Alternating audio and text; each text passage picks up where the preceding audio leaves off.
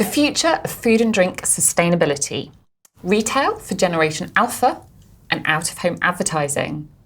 That and more on today's episode. Want to know what's next? For over 2 decades, we've led the world's most influential brands to create the right products at the right time for tomorrow's consumer. This is WGSN's Client Questions Answered. Hello and welcome to the show where our experts from around the globe unpack your biggest challenges. I'm Carla Bizashi, CEO at WGSN. Let's get started. Our first question comes from a client asking, what is the future of sustainability for food and drink in APAC? And what are the key opportunities for brands? Let's head to Jakarta to hear from Anya, who's a consultant at WGSN Mindset. Over to Anya now. The sustainability landscape in Asia-Pacific has changed drastically in the past decade. In the late aughts, the region experienced a massive economic and technological boom, which contributed to a rise in resource depletion and waste, but also an increased awareness towards sustainability. Today, the size of Asia-Pacific's environmentally conscious segment is quickly surpassing the West, and Gen Zs are driving this change. There are 3 trends that we believe will grow in prominence in the near future. The first one is resource resilience, and this is marked by a shift in mindset from extracting from the planet to using tech and nature to upcycle waste and create planet-positive materials. The second trend is planet regeneration. In this trend, the focus is not about doing less harm, but it's about creating more good for the planet. In Asia-Pacific, we can see this reflected in how farmers are revisiting indigenous techniques and plant varieties that is capable of replenishing the planet. Last but not least is Connect for Change. The sense of community in Asia-Pacific is ever strong. Across the region, communities are surpassing the government in their sustainability efforts. Through collaboration and enabled by tech, they are breaking boundaries, going directly to help and empower those impacted the most by climate change. Amazing, thanks Anya. You can read more about what sustainable certifications can help your brand in our Food and Drink team's report on third-party certifications. Our next question comes from a client asking, what are the top priorities for retailers targeting alphas and their parents? For this, we're heading to Los Angeles to hear from Alison Rees, our Insight team's senior strategist. Take it away, Alison. So for those who aren't yet familiar with Generation Alpha, they are our youngest generation, born between 2010 and 2025. And they're actually slated to be the biggest generation with 2.8 million new alphas born each week.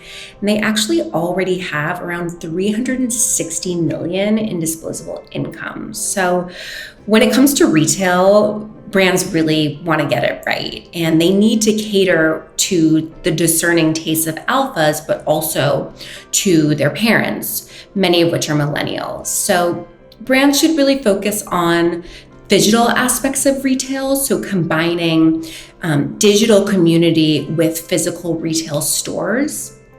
Kids Foot Locker is doing quite a good job with alphas. They introduced a House of Play retail concept recently, and it includes this interactive play area and a lot of activities for shoppers. And this is really important for alphas because they like to try before they buy. They like to experience products in store. Along with that, Kids Foot Locker has also included a House of Play metaverse experience with Roblox. So this is where we really see that, phygital aspect come through. So on Roblox, users can compete in basketball games, high jump, parkour, all the while interacting with the brand. So really bringing in that aspect of gamification while also offering a sense of community online. Brilliant, thank you, Alison. And so on to our final question for today, which comes from a client asking, as people fully return to the real world post-pandemic, how can brands leverage out-of-home advertising to capture their attention? For this, we're heading to London to hear from Melanie, who's our trend forecaster on Insight. Take it away, Melanie. While people have fully returned to the real world post-pandemic, we are currently facing an attention recession as consumers have become overstimulated and some have even completely switched off, really forcing brands to find new and innovative ways to cut through the clutter and engage with them. In fact, some brands such as the US fashion label Coach have turned to hi-fi tools that include high production value content such as 3D out-of-home solutions that have the ability to cut through and capture depleting attention spans. First appearing in Asia, 3D out-of-home billboards have since spread west and in 2023 will become a more ubiquitous format. By tapping into optical illusions, brands should leverage 3D out-of-home as a marketing tool to elicit awe and to evoke emotional responses among audiences.